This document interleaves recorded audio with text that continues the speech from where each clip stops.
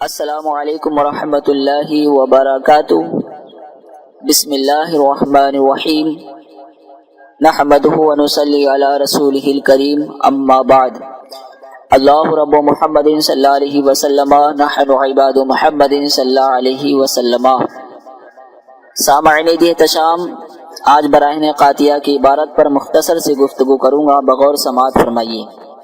جب دیوبندیوں نے میلاد، قیام، نیاز و فاتحہ، عرس کے خلاف پوری طاقت سے مہم چلائی اور اہل سنت کے معمولات کے خلاف متعدد فتاوی کتابچے شائع کیے، تو مولانا عبدالسمیع صاحب رامپوری رحمۃ اللہ علیہ نے انتہائی سنجیدگی اور متانت کے ساتھ دلائل و براہین سے ان معمولات کے ثبوت میں ایک بہترین کتاب انوار ساتھیہ لکھی، جس پر گنگوہی صاحب کو بہت پیش آیا، اور اس کے رد میں براہین قاطیہ لکھی، اور گنگوہی صاحب کے مرید و خلیفہ مولوی خلیل احمد صاحب امبیٹھوی کے نام سے یہ کتاب چھپی۔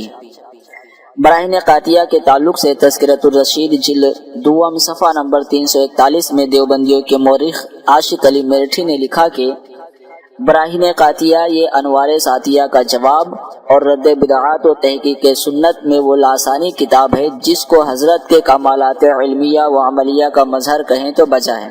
خیر، وہ عبارت پیش کرتا ہوں جس پر گفتگو کرنی ہے۔ براہین قاطیہ میں لکھا کہ الحاصل غور کرنا چاہیے کہ شیطان و ملک الموت کا حال دیکھ کر علم محیط زمین کا فخر عالم کو خلاف نصوص قطعیہ کے بلا دلیل محض قیاس فاسدہ سے ثابت کرنا شرک نہیں تو کون سا ایمان کا حصہ ہے؟ شیطان و ملک الموت کو یہ وسعت نص سے ثابت ہوئی، فخر عالم کی وسعت علم کی کون سی نص قطعی ہے جس سے تمام نصوص کو رد کر کے ایک شرک ثابت کرتا ہے؟ یہ براہین قاطیہ کی عبارت ہے۔ اب اس پر غور سے سنیے۔ زمین کا علم محیط دیوبندیوں نے شیطان اور ملک الموت کے لیے نص یعنی قرآن و حدیث سے مانا، پھر اسی علم کو حضور اقدس صلی اللہ علیہ وسلم کے لیے شرک بتایا، اور یہ شرک اسی وقت ہوگا جب کہ اسے اللہ عز و جل کی صفت خاصہ مانے، اور جب اسے اللہ عز و جل کی صفت خاصہ مانیں گے تو شیطان ملک الموت کے لیے ثابت ماننے، وہ بھی نص سے ثابت ماننے کا مطلب یہ ہوگا کہ شیطان اور ملک الموت خدا کے شریک ہیں، اور دیوبندیوں نے ان دونوں کے لیے ثابت مانا تو لازم کہ انہوں نے شیطان اور ملک الموت کو خدا کا شریک مانا۔ یہ اس عبارت کا ایک صریح کفر اور شرک ہوا۔ مسلمانوں کو بات بات پر مشرک بنانے والے خود اسی گڑھے میں گرے۔ دوسری بات، پھر اس کفر و شرک کو نص یعنی قرآن و حدیث سے ثابت مانا، یہ دوسرا کفر ہوا۔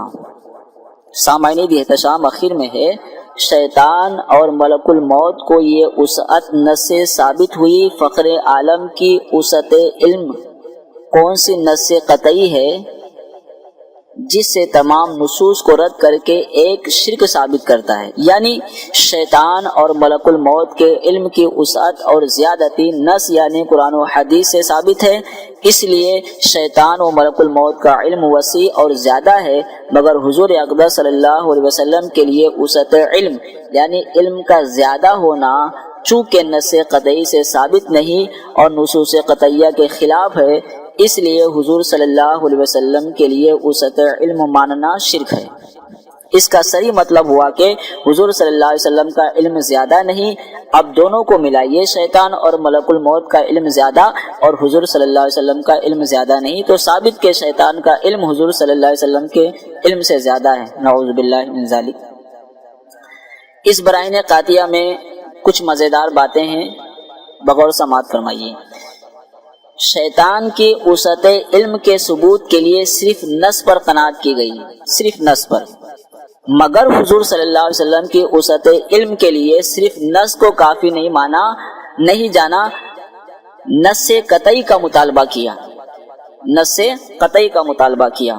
دوسری بات، حضور صلی اللہ علیہ وسلم کے علم پاک کی نفی کے ثبوت کے لیے ایک بے اصل روایت کو پیش کیا اور اسے حضرت شیخ عبدالحق محدث دہلوی رحمۃ اللہ علیہ کی طرف منسوب کیا۔ وہ عبارت ہے، مجھے دیوار کے پیچھے کا علم نہیں، یہ حضرت شیخ عبدالحق محدث دہلوی پر افطرا ہے۔ انہوں نے مدارج النبوہ جلد اول صفحہ 9 پر اس روایت کو بالکل رد فرمایا ہے۔ سامعین احتشام، یہ کچھ باتیں میں نے آپ کی بارگاہ میں عرض کر دی، جلد ہی انشاءاللہ اس پر گفتگو کروں گا جو گنگوہی صاحب کے نیاز مندوں نے اپنی پوری ذہنی توانائی صرف کر کے جو تعویلات پیش کی ہے اس کا جواب دینے کی کوشش کروں گا۔ اللہ تبارک و تعالیٰ کی بارگاہ میں دعا گو ہوں، اللہ تبارک و تعالیٰ ہمیں حق کہنے، حق سننے اور حق پر عمل کرنے کی توفیق عطا فرمائے۔ السلام علیکم۔